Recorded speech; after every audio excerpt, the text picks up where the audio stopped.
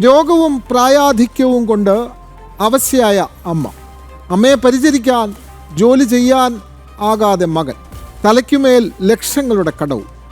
മാതൃപുത്ര സ്നേഹത്തിന് ഇവർ ഉദാഹരണമാണെങ്കിലും ജീവിതം അതീവ ദുഷ്കരമാണ്.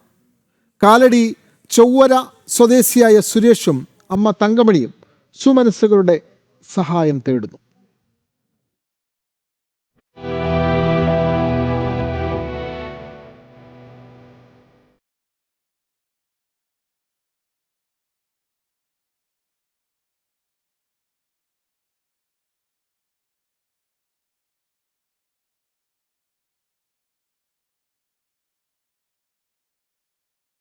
കാഴ്ചയും ഓർമ്മയും നഷ്ടപ്പെട്ട ഒരമ്മ തങ്കമണി, ആ അമ്മയെ തണലുപോലെ കാത്തുരക്ഷിക്കുന്ന ഒരു മകൻ സുരേഷ്. പ്രതിസന്ധികൾ വേട്ടയാടുമ്പോഴും അമ്മയെ നെഞ്ചോട് ചേർത്ത് പിടിക്കുന്ന കാലടി സ്വദേശി സുരേഷിന്റെയും തങ്കമണിയുടെയും ജീവിതം നോവുന്ന ഒരു കാഴ്ചയാണ്.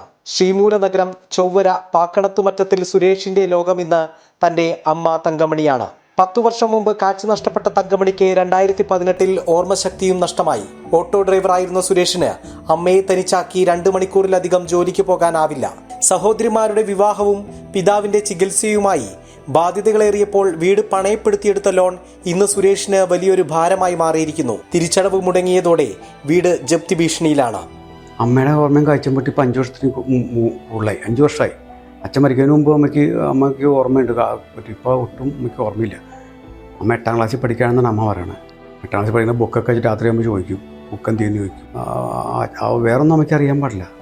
ഞാൻ തന്നെയാണെന്ന് ചോദിച്ചാൽ പോലും അമ്മയ്ക്ക് തൊടുമ്പോഴാണ് അമ്മയ്ക്ക് അറിയണം ഞാൻ അമ്മയുടെ മോനാണ്.